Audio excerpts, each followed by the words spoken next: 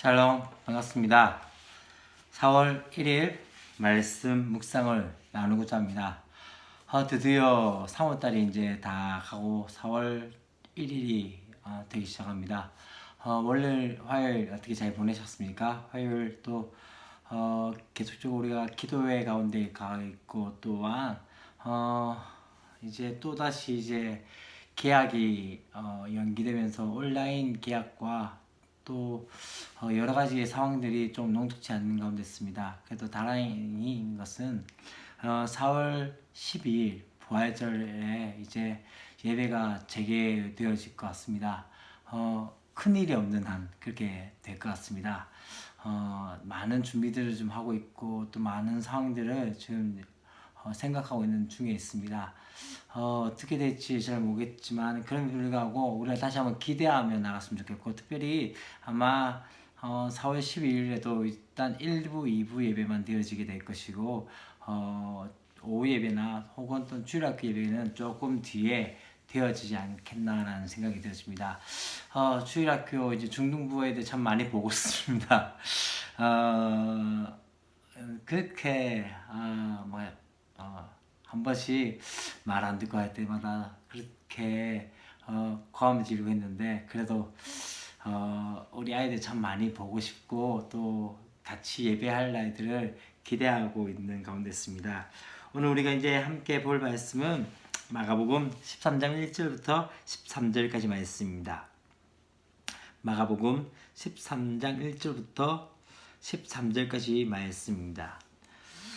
오늘 본문의 내용은 바로 마지막 나라에 대한 이야기들이 나옵니다. 예수님께서 이제 성전에 나가실 때 제자 중 한 사람이 예수님, 선생님, 보십시오. 이 돌들이 어떠하며 또 이 건물이 얼마나 어떠하십니까? 라고 이야기하면서, 그렇게 이야기할 때 예수님께서 너희는 이 큰 건물을 보느냐 하면서 돌 하나도 돌 위에 남아있지 않고 무너뜨려지리라 라고 말씀하게 되어집니다.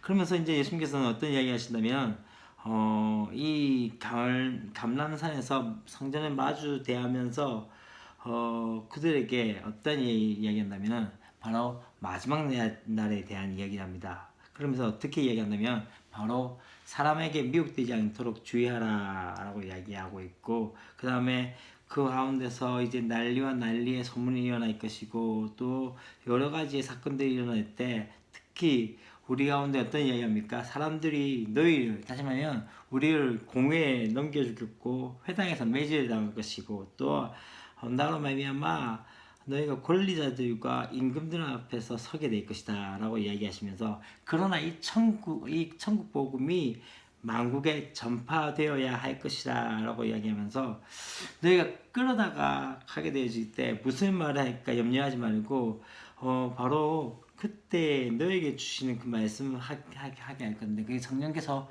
주시는 말씀이라고 이야기하고 있습니다. 그러면서 어떤 이야기합니까? 이 날에 형제가 형제를, 아버지가 자식을 죽는데 내주고 자식들이 부모를 대적하여 죽게 하리라 라고 말씀하면서 그 많은 미움을 받게 되어지고, 그러면서 마지막 끝까지 견디는 자는 구원을 얻게 되리라 라고 말씀하면서 마지막 날 말세에 대한 이야기를 하게 되어집니다. 우리가 첫 번째 보고자 하는 것은 바로 성전 파괴 예언에 대한 것을 말씀하고 있는 것을 볼 수 있습니다. 제자들이 지금 어떠합니까? 이 돌들이 어떠하며 이 건물이 어떠합니까? 라고 이야기한 것은 무엇을 의미합니까? 이 성전, 지금 이렇게 멋지게 지어진 헤롯의 성전의 이 상황들을 어떻게 보십니까? 라고 이야기할 때 예수님께서는 이미 어떻게 이야기하십니까? 이 성전에 대해서 열매 없는 성전이라는 것을 앞에 부분에서 말씀하고 있는 것을 볼 수 있습니다. 그러면서 어떤 이야기합니까? 더 이상의 이곳은 하나님이 만민이 기도하는 집이 아니라 강도의 구혈, 소굴로 되어졌기 때문에 더 이상 하나님의 영광이 떠났기에 어떻게 됩니까? 무너뜨릴 수밖에 없다는 것을 말씀하십니다. 그러면서 어떤 이야기합니까? 그 이야기를 하시면서 제자들이 이제 감람산에서 성전을 마주대야 할 때 제자들이 묻기 시작합니다. 언제 어느 때 이런 일이 일어나겠습니까? 라고 이야기할 때 예수님께서 첫 번째 이야기한 것이 무엇입니까? 바로 사람의 미혹을 받지 않도록 주의하라. 어쩌면 지금의 상황과 비슷한 거지 않습니까? 지금 우리 가운데 계속적으로 믿는 사람들을 미혹하는 영들이 많이 나타나고 있습니다. 신천지가 그렇고 하나님의 교회가 그렇고 또 수많은 이단들이 점점 더 기독교 복음에 대한 것을 흐릿하게 만들며 미혹을 하고 있는 상황 가운데 있는 것을 볼 수 있습니다. 그 난리의 소문을 들을 때 두려워하지 말라라고 했습니다. 지금이 난리죠. 정말 난리입니다. 정말 우리가 정말 볼 때 이런 일이 어떻게 일어날 수 있을까 하는 생각들이 지금 우리의 눈앞에 벌려지고 있는 상황 가운데 있습니다. 그때 뭐라고 말씀하고 있습니까? 두려워하지 말라라고 말씀합니다. 이런 일이 있어야 하되 이미 결정이 난 상황이죠. 아직은 끝이 아니다. 여러분, 아직은 끝이 아닙니다. 뒤에도 어떻게 이야기합니까? 민족이 민족을, 나라가 나라를 대적하고 일어나며 또한 곳곳에 지진이 일어나며 기근이 있으니 재난의 시작이다 라고 말씀하시면서 이 부분에서만 끝난 것이 아니라 뒤에 어떤 일이 일어납니까? 바로 우리의 상황들이 어떻게 되어지죠?